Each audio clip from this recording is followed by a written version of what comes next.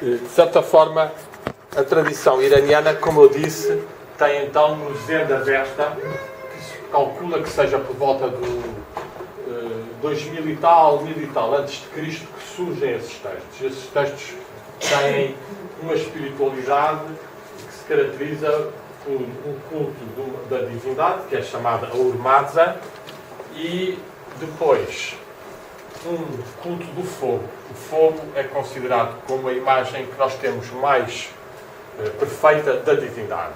A Urmaza significa o Senhor Sábio, e nós vamos encontrar em alguns sítios, sobretudo em Cassópolis, houve aqui algumas pessoas que estiveram em Cassópolis e que vão encontrar então as representações da Urmaza e que serão de certa forma caracterizadas por esse aspecto de fogo e de luz que tem um nome na tradição iraniana. Aqui temos o oferecer a árvore da vida, e é mais aqui também toda esta parte. Aqui na parte de cima, ali em cima, é que já está uma representação da Urmaza nesta zona, com as tais asas e com o tal. Esta noção do ser alado representa essa tal posição do ser humano enquanto ser espiritual. Tanto os pássaros, como a águia, como os anjos, são muito importantes na tradição mazaísta, e é chamado Shvarnat a esta espécie de auréola que pode ser vista como asas, pode ser vista como penas, pode ser visto como luz de glória. A tradução é luz de glória.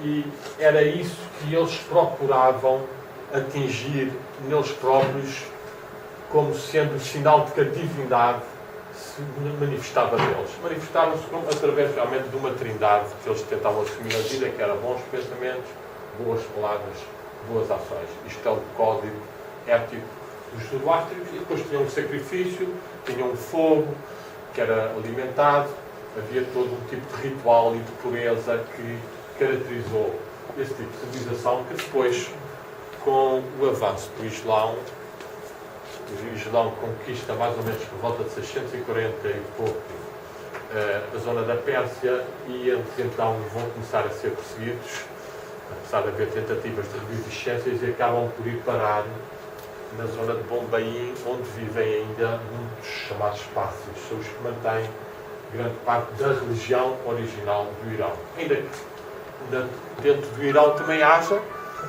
um dos sítios, e é Yasna, onde eu não fui. Não sei se algumas das pessoas foram até Yasna. Chegaram a ir, alguém foi? Em Yasna, realmente estão os templos, mas aí não poderei ser eu a falar desse assunto, porque não estive lá, mas sei que existem esses templos, que aliás ali junto a Teherão e em alguns sítios ainda existe, que são as torres onde o fogo era acendido e onde se cultuava realmente a divindade enquanto luz. Este mazaísmo que teve o profeta Zoroastro. Zoroastro é um homem, o último Zoroastro é um homem mais ou menos 600 e tal, contemporâneo do Pitágoras, contemporâneo do Buda, contemporâneo de uma época de grande reviviscência da espiritualidade na humanidade, e lançou então um culto que teve até alguma consagração na tradição cristã, quando nós ouvimos falar dos tais reis magos. Os reis magos que vêm até o Ocidente, estamos a falar dos magi, que era o nome que eram conhecidos esses homens zoroástricos. E durante muito tempo, nos primeiros tempos, falava-se até 3 ou 5, e eram apenas magos mesmo da Pérsia. Depois é que se tornou aquela tradição de fazer um que vinha da África, vinha outras coisas. Aí há toda uma história muito interessante, mas na sua origem eles significavam o quê? Significavam que havia uma religião também revelada, uma religião também com realização, que sabia que havia um mestre que estava a iniciar um novo trabalho. esta ligação entre o cristianismo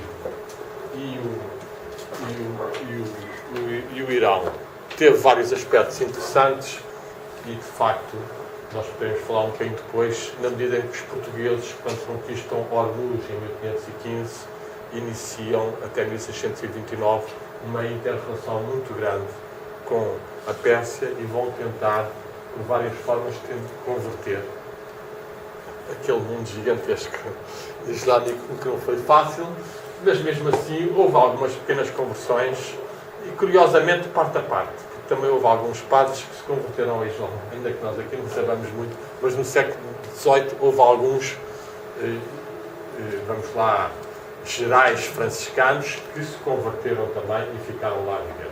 De facto, tanto uma religião como outra têm vários pontos de semelhança e que, na convivência e dentro de uma multiculturalidade vivida no local, pode facilmente suceder esse tipo vamos lá, de conversão ou de passagem.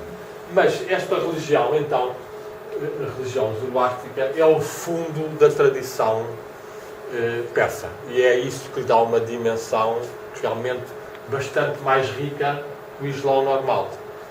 Não só por esta tradição poderosíssima, não é? No fundo eles são a raiz do Ocidente, eles e a civilização indo-europeia que está na Índia, não é? Mas também porque, com o advento do Islão, a tradição persa tentou fazer uma adaptação, ou seja, tentou transmitir alguns dos seus valores e, de uma forma um pouco encoberta, conseguiu criar uma forma de religiosidade que nós hoje em dia conhecemos como sendo a religião Shia, ou xiitas, não é? Que, como sabem, os Shias ou xiitas são os que são constantemente vítimas dos atentados que no Iraque fazem, não é? E em que eles morrem bastante.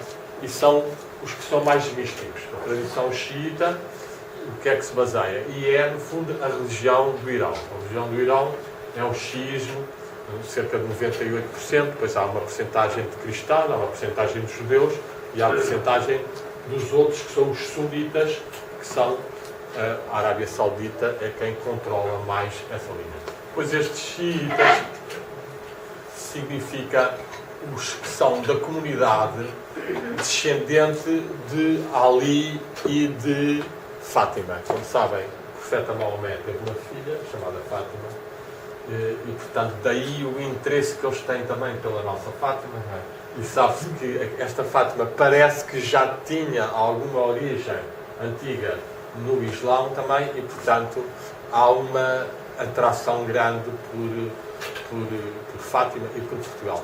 Pois estes Shias que descendem desse casamento entre Ali e Fátima caracterizaram-se por quê? Caracterizaram-se por serem todos mortos pelos tais sunitas. Portanto, Ali estava para ser o sucessor do profeta, mas houve uma tomada de poder por outros e acabaram por matar Ali em batalha e depois mataram o filho de Ali sucessivamente, foram matando os outros e estes filhos são chamados todos os imãs.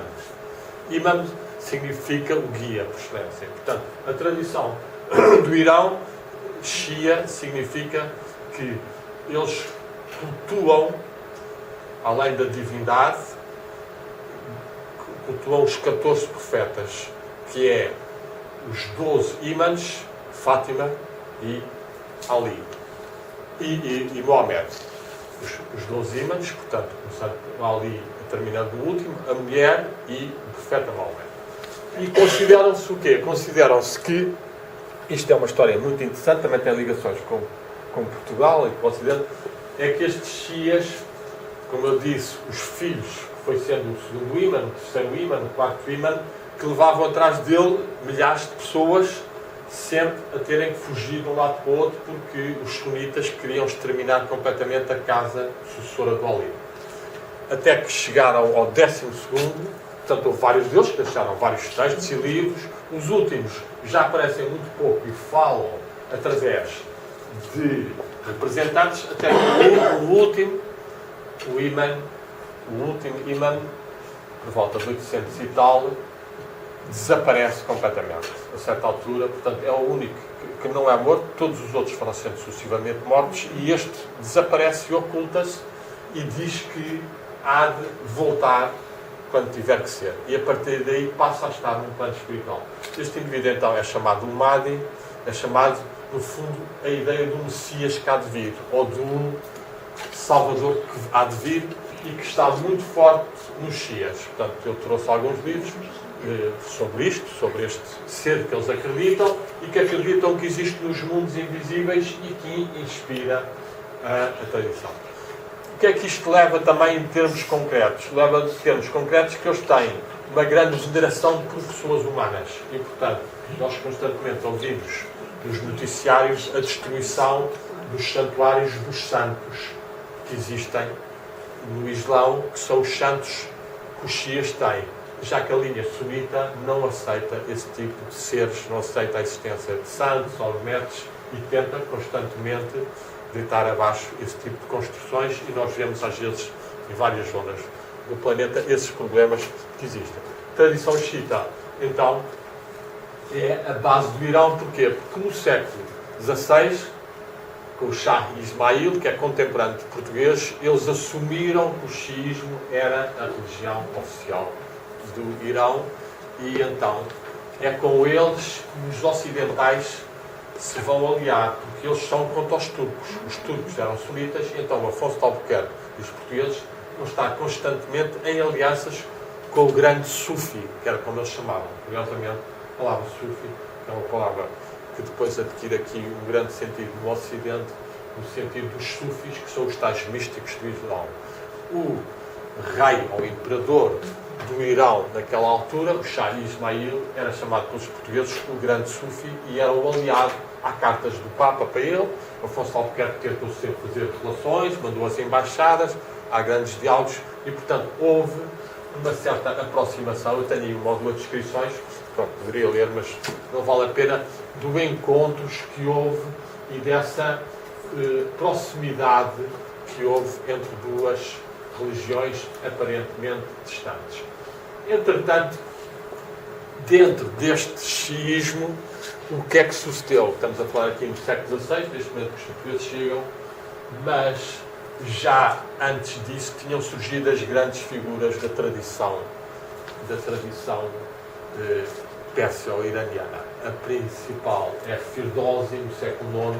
Firdausi é um homem que faz a transição ainda entre a sabedoria madhayana ou zoroástrica, a antiga, e a islâmica. Já é um homem que está a fazer, e escreve então o Shahnameh, que é a epopeia nacional dos reis antigos da Pérsia, e que tem iluminuras fabulosas, e nós vamos a qualquer museu ou mesmo à Gulbenkian e encontramos então essas maravilhas de miniaturas muito pintadas com as histórias desses heróis, que têm algumas particularidades que nos interessam aqui enquanto seres que procuram um bocado esta compreensão das várias tradições. E que é uma delas que eu gostaria de referir, que é a tradição da cavalaria espiritual. A cavalaria espiritual, que na tradição islâmica é chamada Javan Mardi, e na tradição árabe Futuhat, é uma tradição que entrou em ligação connosco no tempo das Cruzadas.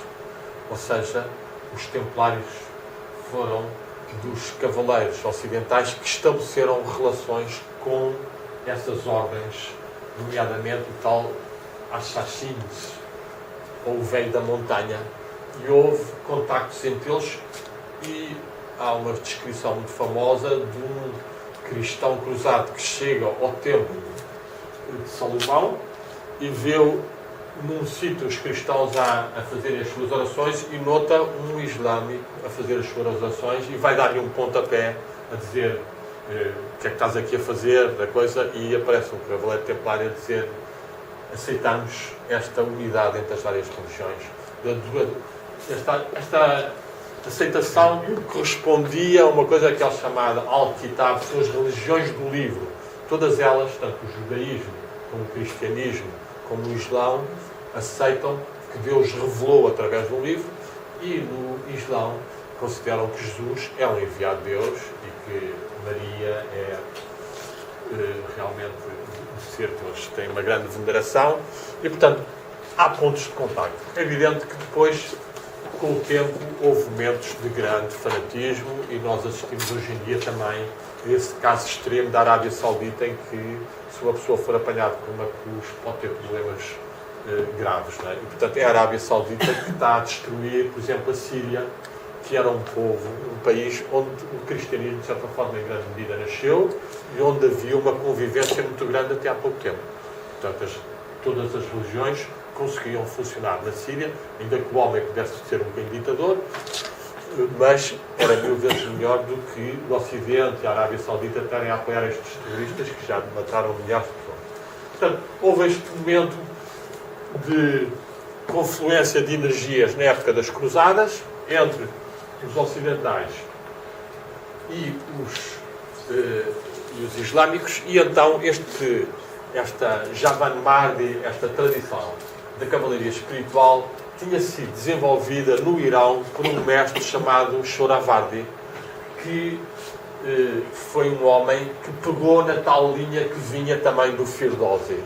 Esse Firdausi, tal como no século VIII escreve o Shahnameh, uma das muitas linhas que ele desenvolve, e que são no fundo arquétipos. Nós aqui estamos a falar um bocadinho também, tentar lembrar certo tipo de arquétipos que passam por todas as tradições e que fazem parte de uma espécie de mundo invisível e subtil que está dentro de nós e que está em cima de nós.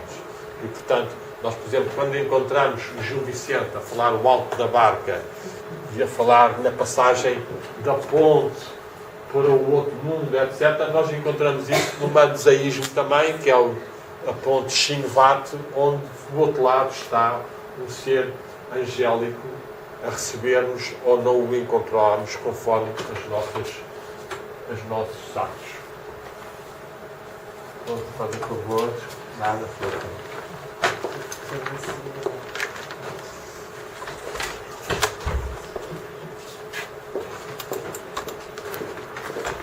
portanto, este tipo de arquétipos ou vamos lá, ou realidades subtis que permeiam as diferentes tradições e religiões, é de facto algo que a civilização iraniana nos transmite e que estes tais homens que eu estava a falar, por exemplo, Firdausi ou Shoravardi, transmitiram. E neste caso de tal cavalaria espiritual, ou seja, que todos nós estamos aqui em vida numa certa luta pelo conhecimento, quer dizer, não estamos aqui por acaso, a vida é uma peregrinação e nós estamos aqui para ganhar a possibilidade de passarmos para o outro lado com um mínimo de qualidade e não ficarmos adormecidos ou bloqueados completamente. E essa noção de luta futoar, que depois exteriormente aparece a tal jihad, que é a luta exterior contra os adversários, que é no fundo muitas vezes uma caricatura da verdadeira luta interior contra a nossa preguiça, a nossa descrença, a nossa fraqueza, e que é isso que, dentro desta noção de peregrinação e de cavalaria, todos nós somos chamados a fazer. Nesta tradição, então, persa, este Firdausi, Shoravardi e depois os grandes poetas do amor do século XIII, XIV, que é Sadi e Hafez. São os grandes mestres da tradição iraniana e que têm até direito, Sadi, por exemplo, eu vou ler até aqui um bocadinho do Sadi, porque ele tem direito, é a frase dele que está no pórtico das Nações Unidas. Foi uma frase que escolheram dele próprio porque acharam que tinha uma grande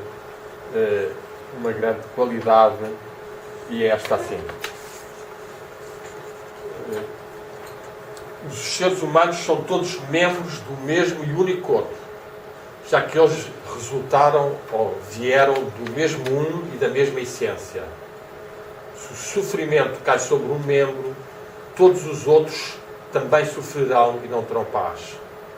Se tu és insensível ao sofrimento do outro, tu não mereces ser chamado humano. Isto é uma frase do Sadi que está nas Nações Unidas, nas paredes, e é considerada uma das coisas, um dos leitmotivs desta tradição que em termos da Pérsia é chamado o Adat al-Wajud, ou seja, que há uma unidade entre o ser e o cosmos, que estamos todos interligados. Esta consciência, nesta altura, estava muito forte e, portanto, houve uma floração de poetas fabulosos no século XII, XIII, XIV, porque era uma época em que houve ali alguns momentos, volta e meia, de paz e que permitiam também, alguns deles, viajar e conhecer muito do que se passava nos vários povos. É o caso deste famoso Sadi, que viajou até à Síria, viajou por várias zonas, adquirindo uma grande sabedoria que depois transmitiu em dois livros. Um é chamado Golestan e outro é o Bustan, que é o Jardim das Rosas, e o Horto ao Tomar, e que eu por acaso estou a tentar traduzir alguns textos, e que trouxe aqui algumas dessas histórias em que o Sadi transmite realmente essa sua percepção da unidade entre os seres e o cosmos. Como estava a falar, realmente estes tais esquemas ou matrizes ou arquétipos que funcionam em todas as tradições e que foram muito trabalhados por eles, têm um outro que também espantam muitas vezes os ocidentais e que cria uma certa afinidade com os ocidentais, e que é o culto do vinho. Enquanto que o vinho está completamente proibido no Islão, na Pérsia quase todos estes poetas têm poemas dedicados ao vinho. E o vinho é um símbolo do amor, da luz, e então há toda uma espécie de infidelidade ao Islão tradicional que é assumido por estes poetas que criaram mesmo a figura do dono da taberna, que é também um sinónimo do mestre, ou que é o sinónimo do homem que é o heterodoxo, mas que consegue transmitir aquele conhecimento que a religião normal não transmite. Esse homem é chamado Pir Mogan. Como é que queria fazer, diga? Não, era o dono da taberna, que eu estava a fazer o sinal. Pir Mogan, o famoso dono da taberna, que às vezes é apresentado como um cristão, que às vezes é apresentado como um judeu. Na realidade, eles existiram. Portanto, eles geralmente não estavam nas cidades, estavam no deserto e tinham ali instalado uma tenda onde podiam servir o vinho. E então iam lá estes poetas e outros beber e fazer os seus poemas de grande beleza, que se caracterizam por assumir o vinho como uma forma de ultrapassar as limitações da mente e da razão e atingir estados de unidade e de consciência maiores. Há cá dezenas de poemas belíssimos, eu tenho aí alguns, eventualmente posso... Como é que chama o mais conhecido que está traduzido? Omar qualquer coisa? Omar Khayyam. Omar Khayyam, era isso que... O Omar Khayyam também é outro dessa linha. Eu não falei tanto, porque ainda neste momento não tinha falado. Esse tem a particularidade de ter sido mais estudado pelo Fernando Pessoa. Fernando Pessoa traduziu alguns, fez mesmo algumas rubaiates, portanto são os versos deles na linha do Khayyam. O Khayyam tem também bastante espiritualidade, mas muitas vezes tem um certo pessimismo também. Portanto, era um matemático, era um astrólogo, como... Ironia também. Bem, ironia eles têm todos, são altamente são. Mas então, estes poetas, ao cantarem o vinho, conseguem também confluir nesse ato uma outra fonte de tradição, que é a tal taça, o copo, o cálice, a taça. E isso está ligado com a tradição do Santo Grau. Esse copo, ou cálice, vem então do tal Firdósia, século VIII, IX, que fala de um rei, Jamid, que é um rei que possui uma taça que, quando a pessoa a contempla, com profundidade consegue ver o passado, o presente e o futuro. E esta tradição da taça que revela os segredos vai entrar no nosso tradição do Santo Grau. O Santo Grau, sobretudo na segunda e terceira versões do Parcival de Van Esserman, já se diz mesmo que o grau foi talhado numa pedra que veio do Oriente. E falam a um rei pagão, Fretchaganis, que também parece ter ligados com a Pérsia. E, portanto, esta tradição do Santo Grau que nós temos, que depois vai entroncar, é evidente, com o cálice de Cristo, não é? E, portanto, e que aqui na tradição portuguesa também tem uma linha de força, que é a tradição celta, que já tinha o caldeirão mágico. Caldeirão. E, portanto, são símbolos, por um lado, tanto do inconsciente, como das forças que vêm da natureza profunda, como, finalmente, do cálice do coração. O cálice do coração é fundamental ser reconhecido por nós, e esta tradição islâmica, sufi, shia, mística, amorosa, tem muita valorização do cálice do coração. Ou seja, se foram homens que eram capazes de meditar 12 horas ou 15 horas, ou passar dias e dias, sem fazer mais nada que estarem apenas a entrar para dentro, a tentar sentir o coração, a tentarem fazer o silêncio, etc. E atingiram, estão a lembrar-se alguma coisa? Estávamos aqui desculpa, eu trabalho com vinho, então estávamos aqui a rir-nos, porque eu cada vez que estou a provar vinhos também estou a ver o futuro. Pode, Vinho do se você conseguir fazer isso com qualidade, talvez consiga. Pelo menos absorve o momento. Tudo depende, quer dizer, tudo, eu acho que a ideia do... Inibe e provoca-te a imaginação. Como? Aumenta melhor o vocabulário. Depende da quantidade, não é? Eu acho que uma quantidade certa e bem assumido pode ser realmente expansor. Nós sabemos em termos químicos o que é que se passa, e, portanto, produz uma certa dilatação e portanto, uma capacidade, se uma pessoa está atenta, de ter percepções mais luminosas, não é? Eles aqui, é evidente que para o Marcaian é um bocadinho demasiado, não é? E, portanto, às vezes cai para o lado. O Fernando Pessoa também entrou um bocado nisso, e também se diz que morreu um bocadinho com os copos, não é um bocadinho com o fígado, mas a verdadeira tradição, e eu posso, pronto, há alguns que falam disso, o Chetesbar e etc., em que explica que o vinho é um símbolo, sobretudo, da luz divina. Da luz divina que desce sobre nós, sobre quem medita e quem aspira. Isto também é uma tradição que está muito desenvolvida na Pérsia, sobretudo com um mestre que se chama Najim Cobra. Najim Cobra é um homem do século XIII, 1200 e tal, na mesma altura em que o tal Shoravardi está na parte norte da Pérsia a desenvolver essa tal cavalaria espiritual e a desenvolver o que foi chamado Izraki, que significa a sabedoria iluminada, a sabedoria do sol nascente, e que é uma vivência interior em que ele faz uma confluência da tradição ocidental, da tradição islâmica e da tradição persa antiga do norte.